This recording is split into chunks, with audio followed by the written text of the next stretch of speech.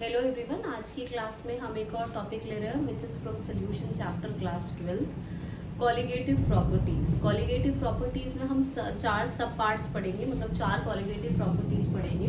That is relative lowering in vapour pressure, elevation in boiling point, depression in freezing point and osmotic pressure. Colligative properties जो होती हैं वो properties होती हैं जो सिर्फ और सिर्फ नंबर ऑफ पार्टिकल्स पे डिपेंड करती है, सिर्फ नंबर ऑफ पार्टिकल्स पे। आप कौन सा कंपाउंड ले रहे हो, सब्सटेंस मतलब नेचर पे नहीं डिपेंड करके सिर्फ नंबर ऑफ पार्टिकल्स पे डिपेंड करें। इट मीन्स अगर मैं कंसंट्रेशन सेम रखूं मतलब 1 मोलर ग्लूकोज लूं, 1 मोलर सुक्रोज लूं या फिर इट्स मोलर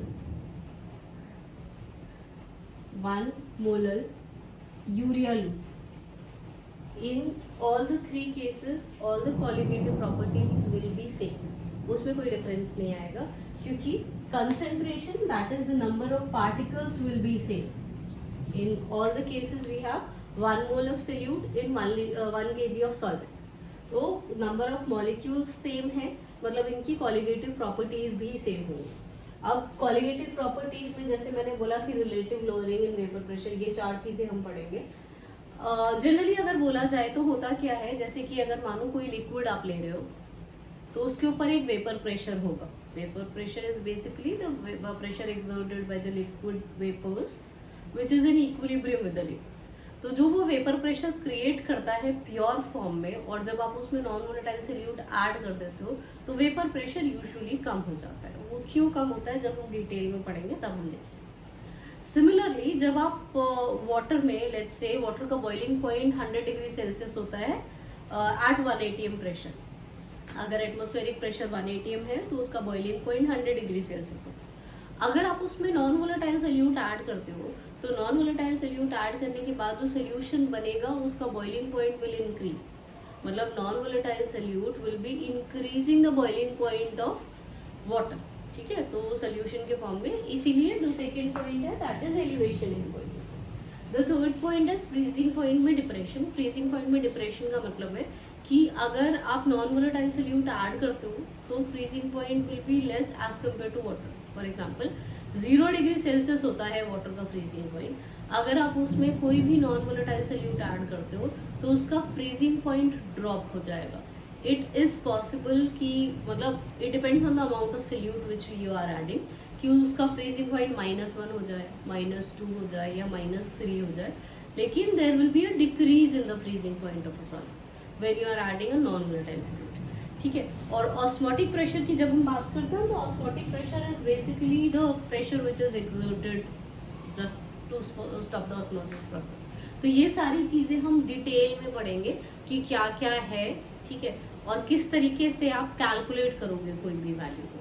तो सबसे पहला हम स्टार्ट कर रहे हैं relative lowering in vapour pressure. The first colligative property is relative lowering in vapour pressure. अब अगर कंसिडर करते हैं कि एक क्लोज्ड कंटेनर है, इस क्लोज्ड कंटेनर में लेट्स से एक सॉल्वेंट है दैट इज ए एक सॉल्वेंट है, ठीक है। अब ये वोलेटाइल सॉल्वेंट है तो ऑब्वियसली ये क्लोज्ड कंटेनर में इट विल स्टार्ट इवेपोरेटिंग, और इवेपोरेशन की वजह से इसके वेपर्स ऊपर कलेक्ट होने लगेंगे, और यही वेपर्स एक प्रेशर क्रिएट करते हैं जिसे हम वेपर प्रेशर बोलते हैं, जिसको हम P0A से रिप्रेजेंट करते हैं। P0A क्या है? Vapour pressure of pure solvent, vapour pressure of pure solvent. क्योंकि इसमें अभी तक हमने कुछ ऐड नहीं किया है, अभी सिर्फ मेरे पास प्योर सॉल्वेंट है, ठीक है। तो उसके ऊपर जो वेपर प्रेशर क्रिएट हो रहा है वो सिर्फ ए सॉल्वेंट की वजह से हो रहा है। अब अगर इन केस हम इस लिक्विड में नॉन वोलेटाइल सोल्यूट ऐड करें,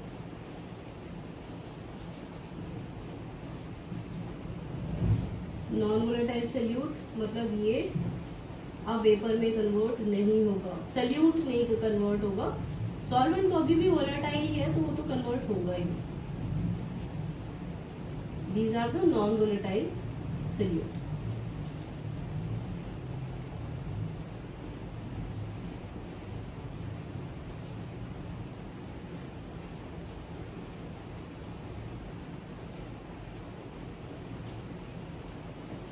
नॉन वोलेटाइल सोल्यूट,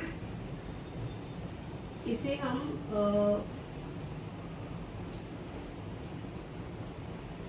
बी से रिप्रेजेंट करते हैं। इस केस में जो सॉल्वेंट है दैट इज ए और जो सोल्यूट है वो क्या है, बी है। तो जो इसके ऊपर वेपर प्रेशर क्रिएट होगा, इन दोनों में से सिर्फ ए ही वोलेटाइल है तो सिर्फ वही वेपर में कन्वर्ट होगा। अब इसके ऊपर जब आप वेपर प्रेशर देखोगे as it is above the solution, इस केस में प्योर था, इसमें सोल्यूशन फॉर्म में है, इसको हम पी ए से रिप्रेजेंट करें। क्यों पी ए से किया रिप्रेजेंट, क्योंकि अभी ये फिलहाल सोल्यूशन फॉर्म में है और सिर्फ वोलेटाइल कंपोनेंट ए था तो सिर्फ वेपर में कन्वर्ट ए हो सकता, तो इसे हमने पी ए से रिप्रेजेंट किया। अब होगा क्या, नॉन वोलेटाइल सोल्यूट ऐड करने की वजह से क्या डिफरेंसेस आएंगे।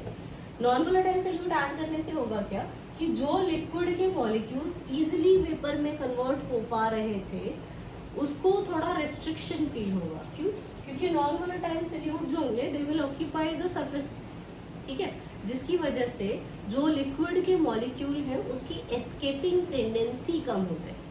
अब एक क्वेश्चन यूजुअली पूछा जाता है कि why there is relative lowering in vapour pressure when you add non volatile solute in it.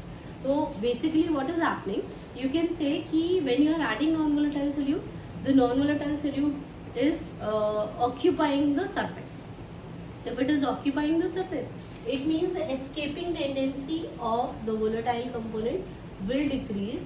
That means the value of the vapor pressure will decrease. Clear? Now, as I know कि इसमें A solvent है जो कि volatile है और B salute है जो कि नॉन वोलेटाइल,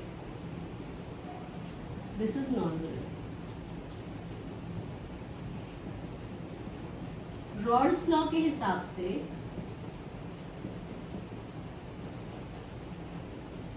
जो इसमें टोटल प्रेशर होगा सोल्यूशन के ऊपर, it will be due to only A, और जो पी ए होता है that is directly proportional to chi A का कितना मोल फ्रैक्शन। जो आप प्रोपोर्शनैलिटी का साइन हटाओगे तो ये जो टर्म है that will become P naught A chi. By this way you can calculate the total pressure above the solution. लेकिन इसमें नॉन वोलेटाइल सोल्यूट का कोई रोल नहीं आया, तो we will have to equate the total pressure of the solution with the mole fraction of solute. Chi B से relate करना पड़ेगा हमें इसे। उसके लिए हम क्या कर सकते हैं, आप इसे डिनोमिनेटर में ले आओ। जैसा कि हम जानते हैं कि if there are two components in the solution, in that case we can write chi A plus chi B equals to 1। जितने भी कंपोनेंट्स होते हैं उन सभी का मोल फ्रैक्शन का सम इज इक्वल टू 1। तो आप यहाँ से काई ए की जगह पे, इसकी जगह पे पी नॉट ए तो हम डिनोमिनेटर में ले गए, काई ए की जगह पे I can write 1 minus chi B, 1 minus chi B, chi A की जगह पे I can write 1 minus chi B. अब इसको रिप्लेस कर दो, इसको रिप्लेस करोगे तो you get chi B equals to 1 minus P T by P naught A. अब इसमें एलसीएम ले लो, chi B P naught A minus P T by P naught. This is the formula for relative lowering in vapour pressure. इस case में ये जो P naught A minus P T है divide में P naught A, this is relative lowering, relative lowering in vapor pressure, which is equals to mole fraction of solute, जिसे हम बोलते हैं कि वो मोल फ्रैक्शन ऑफ सोल्यूट के इक्वल है। अब अगर मैं एक एग्जांपल लूँ, रैंडमली कोई एक नंबर लेती हूँ। For example let's say the vapour pressure of a liquid A is 100। एक नंबर मान लिया हमने, ये पी नॉट ए की वैल्यू 100 है। जब आपने उसमें नॉन वोलेटाइल सोल्यूट ऐड किया तो उसमें जो पी ए आया, नॉन वोलेटाइल सोल्यूट ऐड करने के बाद there will be lowering in vapour pressure. Let's say वो वैल्यू 80 है, क्लियर? तो what will be the lowering in vapour pressure? 100 minus 80, that will become 20, clear? 100 minus 80 it will become 20। 20 is the lowering in vapour pressure, क्योंकि पहले 100 था और non volatile solute add करने के बाद वो 80 हो गया। उसी को अगर आप 100 से डिवाइड कर दोगे, which is the vapour pressure of pure solvent, that is 20/100। 20/100 अगर आप लोगे तो इट विल कम अराउंड 0.2। ये relative lowering in vapour pressure. तो I can say this relative lowering in vapour pressure is equals to mole fraction of solute. ठीक है, तो हम कह सकते हैं कि इसका मोल फ्रैक्शन ऑफ सोल्यूट जो होगा ना, that will be 0.2, क्योंकि वो उस वैल्यू के इक्वल है। This was the first colligative property, that is relative lowering in vapour pressure. The second colligative property is elevation in boiling point. मतलब जब हम नॉन वोलेटाइल सोल्यूट ऐड करेंगे pure solvent में, the boiling point of the solvent will increase. अब वो कैसे increase करता है वो हमें पता चलेगा तब जब हमें बॉइलिंग पॉइंट की डेफिनेशन बताओगे। What is boiling point? अभी तक आपने जो बॉइलिंग पॉइंट की डेफिनेशन पढ़ी है वो पढ़ी है कि the temperature at which liquid converts to vapour form, उसे हम बॉइलिंग पॉइंट बोलते हैं। लेकिन हम थोड़ा सा ना इसको रीडिफाइन करते हैं। कैसे? बॉइलिंग पॉइंट बेसिकली वो टेम्परेचर है, the temperature at which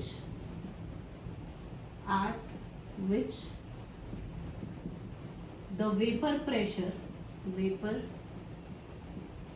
pressure above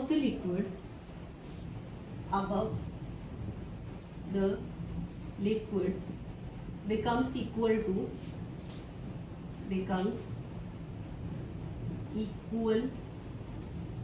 to atmospheric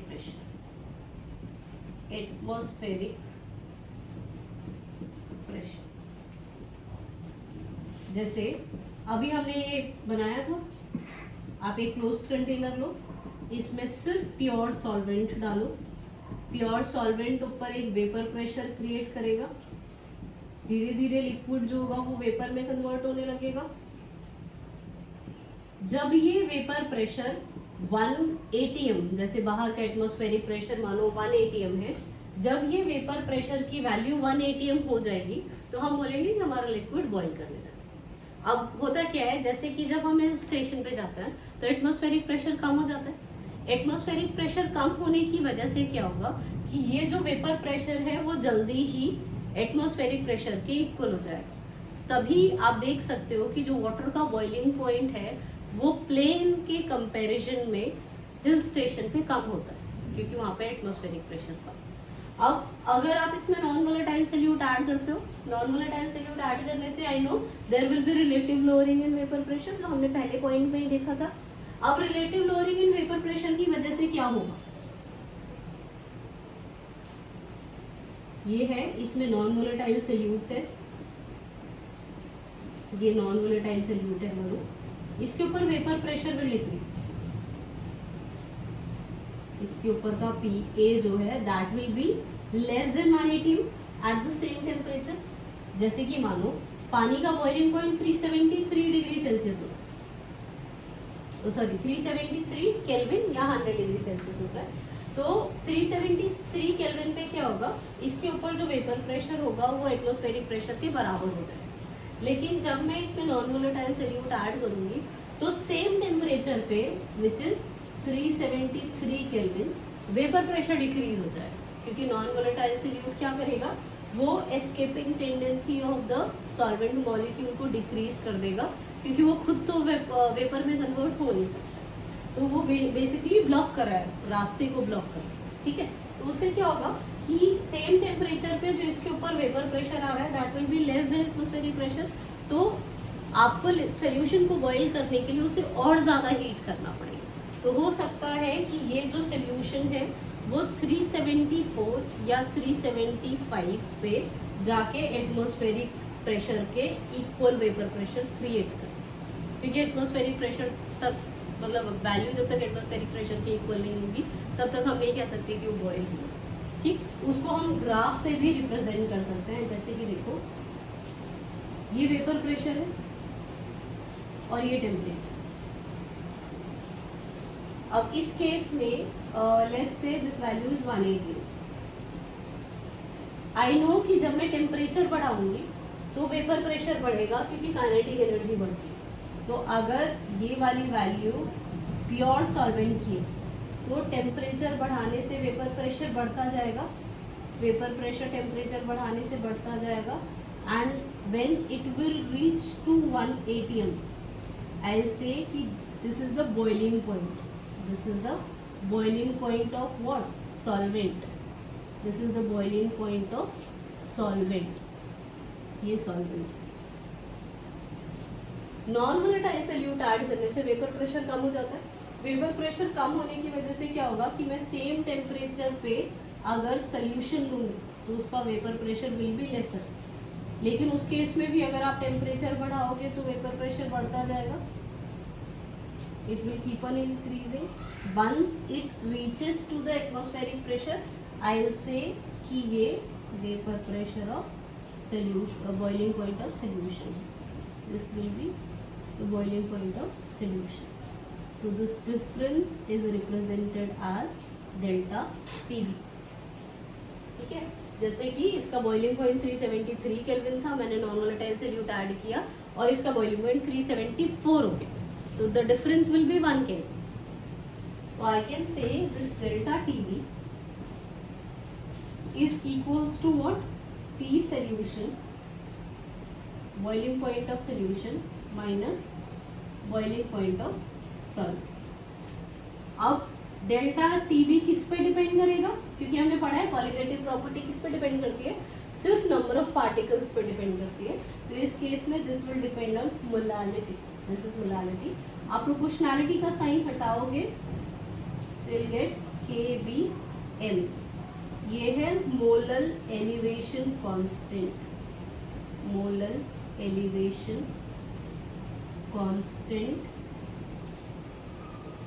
या फिर एब्यूलियोस्कोपिक कांस्टेंट, एब्यूलियोस्कोपिक कांस्टेंट। तो we can calculate the value of change in temperature of boiling point of solute and solvent and solution, this was solution.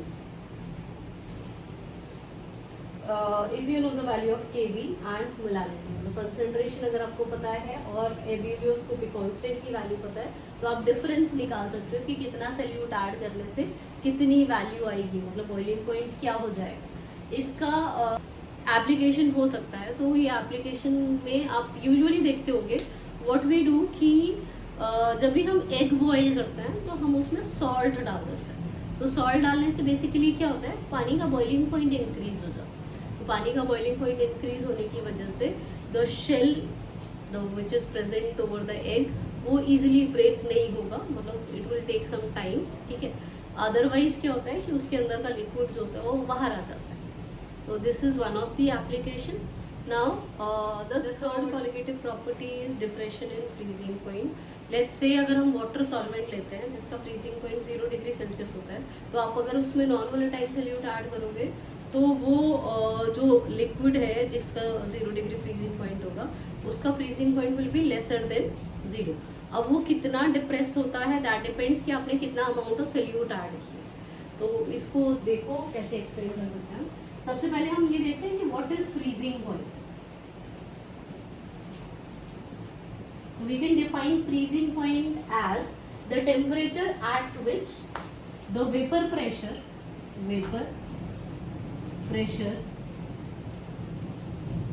of liquid phase becomes equal to solid phase, vapor pressure of solid phase, pressure of solid phase।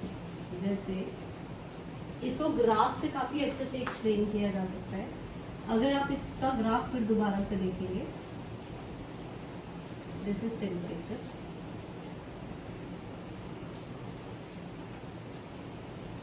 ठीक है। अभी हमने एक curve बनाया था ऐसा, जो solvent का कर्व था, ठीक। सॉल्वेंट का वेपर प्रेशर इंक्रीज कर रहा था if you are increasing the temperature. अब होगा क्या कि आई नो कि 0 degree Celsius is the freezing point. 0 degree Celsius पे लिक्विड और सॉलिड दोनों ही एग्जिस्ट करते हैं। तो अभी फिलहाल मान के चलते हैं कि ये वाला जो टेम्परेचर रेंज है वो उसमें सिर्फ लिक्विड एग्जिस्ट है, और नीचे सेम ग्राफ में बनाती हूँ लेकिन वो सॉलिड के लिए बनाती हूँ। सॉलिड के केस में भी सेम होगा, if you are increasing the temperature the vapour pressure will increase. होगा क्या, जब आप इसका टेम्परेचर कम करोगे सॉल्वेंट का तो वेपर प्रेशर कम होगा, और इसका टेम्परेचर बढ़ाओगे तो वेपर प्रेशर बढ़ेगा। तो it will meet one point, इसका टेम्परेचर जो होगा that will be 0 degree Celsius अगर आप पानी एज अ सॉल्वेंट लेते हैं। तो 0 डिग्री सेल्सियस पे आपका लिक्विड और सॉलिड, मतलब वाटर के केस में पानी और आइस, इसका वेपर प्रेशर बराबर होगा। The temperature at which the vapor pressure of solid phase and liquid phase are equal, उसको हम freezing point क्लियर। अब होगा क्या कि अगर आप सोल्यूशन के केस को लेते हो, जैसे हमने अभी बनाया भी था कि सोल्यूशन का कर्व कुछ ऐसा बना था, क्योंकि नॉन वोलेटाइल सोल्यूट ऐड करने से वेपर प्रेशर डिक्रीज हो जाता। तो होगा क्या कि ये वाला कर्व अगर आप एक्सटेंड करोगे यहाँ पे ऐसे, तब जाके ये कर्व यहाँ पे मीट करेगा। यहाँ इट मीन्स इस टेम्परेचर पे, ये वाला जो टेम्परेचर है उस टेम्परेचर पे सोल्यूशन का वेपर प्रेशर और सॉलिड का वेपर प्रेशर बराबर हुआ है। तो this will be the freezing point of solution. This was the freezing point of solvent. इस केस में जो इसका डिफरेंस होगा that will B delta TF। तो आई कैन से कि डेल्टा TF क्या होगा, ये होगा T solvent minus T solution. Similarly delta TF is directly proportional to the molarity, क्योंकि नॉन वोलेटाइल सोल्यूट जितना ज़्यादा होगा वेपर प्रेशर उतना ज़्यादा डिक्रीज होता है, और अगर वेपर प्रेशर डिक्रीज होगा मतलब ये वाला कर्व और नीचे आ जाएगा, और ये वाला कर्व नीचे आएगा तो डेल्टा TF जो होगा वो इंक्रीज कर जाएगा। तो प्रोपोर्शनैलिटी का साइन आप हटाओगे तो विल गेट KFM। ये जो KF होता है that is known as cryoscopic constant. इसको हम क्रायोस्कोपिक कांस्टेंट बोलते हैं, the same is molarity. Now इसके बहुत सारे एग्जांपल्स हैं जो एप्लीकेशंस हैं जो हम अपने डेली लाइफ में देखते हैं। जैसे आप कह सकते हो कि जो एरिया होता है ना जहाँ पे स्नोफॉल बहुत ज़्यादा होता है, उस एरिया में हम क्या करते हैं, हम ना सॉल्ट स्प्रिंकल कर देते हैं to clean the road. Salt sprinkle करने से क्या होता है, फ्रीजिंग पॉइंट जो होगा वो डिक्रीज कर जाएगा। अब फ्रीजिंग पॉइंट डिक्रीज होगा तो मतलब उस टेम्परेचर पे वो आइस एग्जिस्ट नहीं करेगी, इट विल ईजिली मेल्ट। एक तो ये हो गया। दूसरा, हिल स्टेशन पे जैसे जिस जगह पे temperature let's say -5 degree Celsius -6 degree Celsius होता है, उस केस में हम क्या करते हैं, जब हम हिल स्टेशन की तरफ जा रहे होते हैं तो जो कार का रेडिएटर होता है उसमें हम ना इथाइलिन ग्लाइकॉल डाल देते हैं, क्योंकि इतने लो टेम्परेचर पे जो वाटर होता है दैट फ्रीजेस। अगर आप उसमें इथाइलिन ग्लाइकॉल डाल देते हो तो उसका फ्रीजिंग पॉइंट कम हो जाएगा। लेट्स से कि मैंने कुछ अमाउंट में इथाइलिन ग्लाइकॉल डाला, उसका फ्रीजिंग पॉइंट डिक्रीज हुआ -2 डिग्री हो गया। मतलब -1 डिग्री पे जो वो लिक्विड था, मतलब जो कंपाउंड था, वाटर था, that will exist in liquid form only, वो आइस में कन्वर्ट नहीं होगा। अगर आप अमाउंट और बढ़ाते हो इथाइलिन ग्लाइकॉल का तो फ्रीजिंग पॉइंट और डिक्रीज होता जाएगा। तो आप किस लोकेशन पे जा रहे हो उसके अकॉर्डिंगली आप amount of ethylene glycol change कर सकते हो। इसको एंटी फ्रीज एजेंट भी बोला जाता है क्योंकि ये फ्रीजिंग पॉइंट ऑफ वाटर को डिक्रीज कर देता है। तो यू कैन डिसाइड कि आपको कितना डिप्रेशन चाहिए, उसके accordingly you can add the amount of ethylene glycol. The fourth colligative property is osmotic pressure. अगर आप ऑस्मोटिक प्रेशर समझना चाहते हो तो सबसे पहले हमें ऑस्मोसिस देखना पड़ेगा कि what is osmosis. Osmosis basically movement of solvent molecule है, movement of solvent from a region of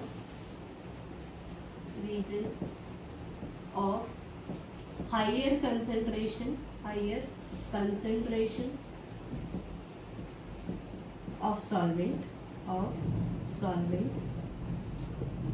to a region of lower concentration of solvent, lower concentration of solvent।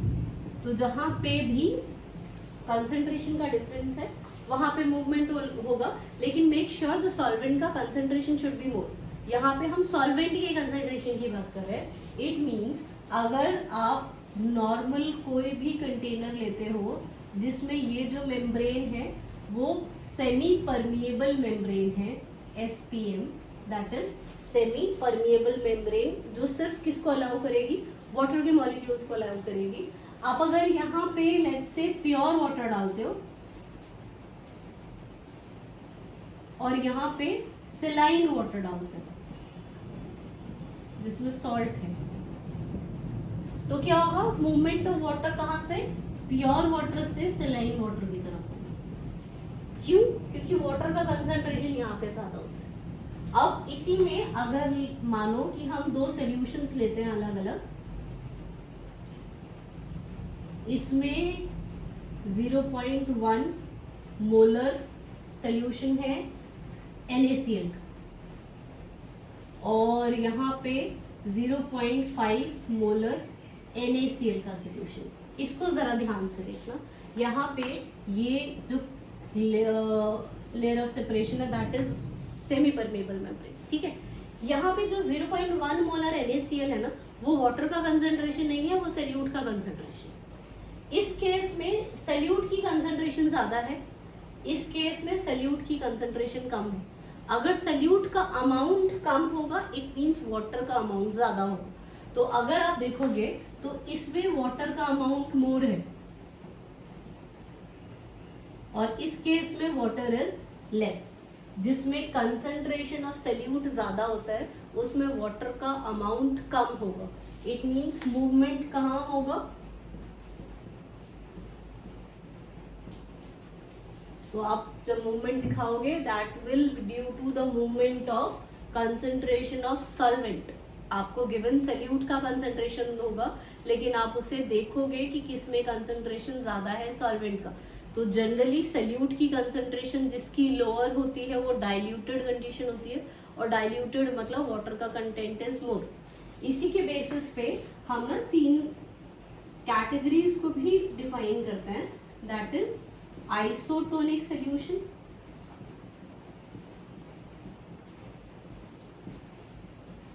Hypertonic solution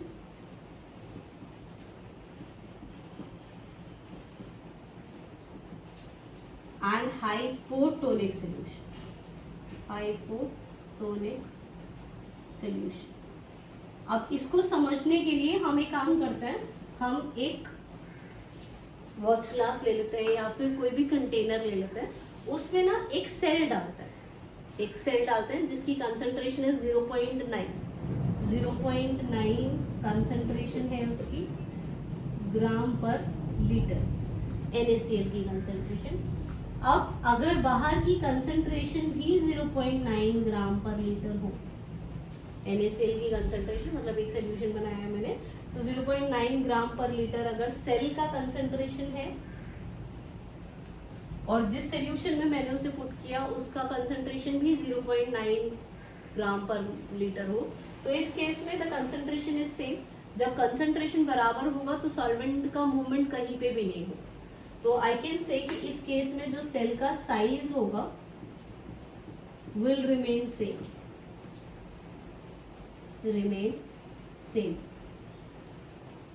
but अगर आप क्या करो,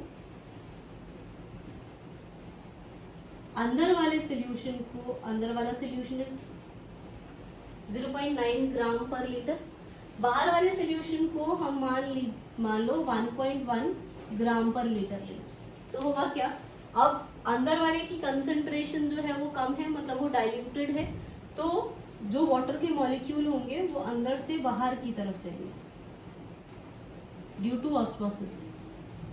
तो इस osmosis process से आई can से कि सेल जो होगा वो क्या हो जाएगा, श्रिंक हो जाएगा। इस कंडीशन को हाइपरटोनिक सोल्यूशन बोला जाता है। व्हेन द आउटसाइड सोल्यूशन का कंसंट्रेशन इज मोर, सॉल्ट का concentration is more, so the solvent molecule will move from inside the cell to outside the cell. अब सेम कंडीशन लेते हैं 0.9 ग्राम पर लीटर, बट बाहर की concentration let's say I am taking as 0.4, मतलब बाहर वाला डाइल्यूटेड सोल्यूशन है, तो वाटर का मूवमेंट क्या होगा, बाहर से अंदर की तरफ होगा। ऐसे केस में जो सेल होगा दैट विल स्वेल। ये एप्लीकेशन है ऑस्मोसिस का, जिसमें सेल जो होता है इट कैन स्वेल और इट कैन श्रिंक और इट विल रिमेन सेम। तो जैसे इसमें आप देखते हो कि रेजिन्स जो होते हैं, रेजिन्स को अगर आप थोड़ी देर के लिए भी वाटर में डाल देते हो तो वाटर का कंसंट्रेशन आउटसाइड ज़्यादा रहेगा, तो वाटर का मूवमेंट होता है दैट थ्रू दैट मेम्ब्रेन, तो जो रेजिन्स होते हैं वो स्वेल हो जाते हैं। This was all about osmosis. अब अगर आप ऑस्मोटिक प्रेशर समझो तो आप ऐसे समझ सकते हो कि फिर से हम एक कंडीशन लेते हैं जिसमें ये सेमी परमिएबल मेम्ब्रेन है, इस तरफ आपने सेलाइन वाटर लिया है और इस तरफ आपने प्योर वाटर लिया। अब आई नो कि वाटर का कंसंट्रेशन इस तरफ ज़्यादा है, इस तरफ वाटर का कंसंट्रेशन कम है, so the movement of water will be in this direction, और इसको हम क्या बोलते थे, ऑस्मोसिस। अब होगा क्या कि अगर आप इस तरफ से एक प्रेशर अप्लाई करो दैट इज पाई, तो आप सॉल्वेंट के मॉलिक्यूल को प्रेशराइज करोगे so that the solvent molecules start moving from this side to this side। मतलब आपको एनर्जी स्पेंड करनी पड़ेगी अगर एक नॉन स्पॉन्टेनियस प्रोसेस आपको करना है तो यहाँ से आप एक प्रेशर अप्लाई कर रहे हो ताकि जो सॉल्वेंट मॉलिक्यूल है उसको रोक दिया जाए, और जो सॉल्वेंट मॉलिक्यूल इस डायरेक्शन से इस डायरेक्शन में आ रहे हैं उनको हम रोक देंगे, और थोड़ा प्रेशर अप्लाई करोगे तो यहाँ से जो सॉल्वेंट मॉलिक्यूल होंगे वो इस डायरेक्शन में मूव करेंगे। इसको रिवर्स ऑस्मोसिस बोला जाता है।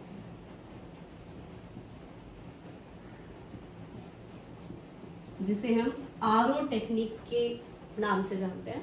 आरओ टेक्निक में यही होता है कि जो सेलाइन वाटर या इम्प्योर वाटर होता है वो प्योर वाटर में कन्वर्ट हो जाता है। This is reverse osmosis and the pressure which I am applying here is osmotic pressure.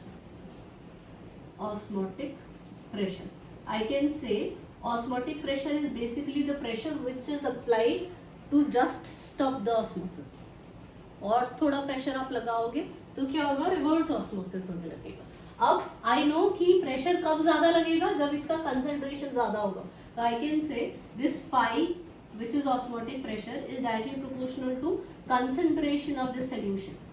This is also directly proportional to the temperature, क्योंकि काइनेटिक एनर्जी अगर इसकी ज़्यादा होगी तो प्रेशर लगाना भी डिफिकल्ट होगा। अब प्रोपोर्शनैलिटी का साइन अगर आप हटाओगे इसमें तो you get a constant R, जिसे गैस कांस्टेंट बोला जाता है।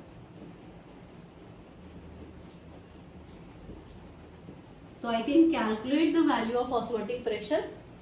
अगर आपको कंसंट्रेशन पता है और टेम्परेचर पता है तो आई कैन कैलकुलेट कि कितना प्रेशर लगाने से रिवर्स ऑस्मोसिस स्टार्ट हो सकता है. अब ये 4 टॉपिक थे जो रिलेटेड थे कॉलिगेटिव प्रॉपर्टी से. इन चारों टॉपिक में हमने देखा कि ये सारी चीज़ें सिर्फ नंबर ऑफ पार्टिकल्स पर डिपेंड करती है, नेचर ऑफ पार्टिकल पर डिपेंड नहीं करती. This was all about the 4 colligative properties which was there in the solution chapter class 12th. Next session में हम एक और नया टॉपिक लेके आएंगे. That will B from a different chapter, that is electrochemistry. Thank you for today.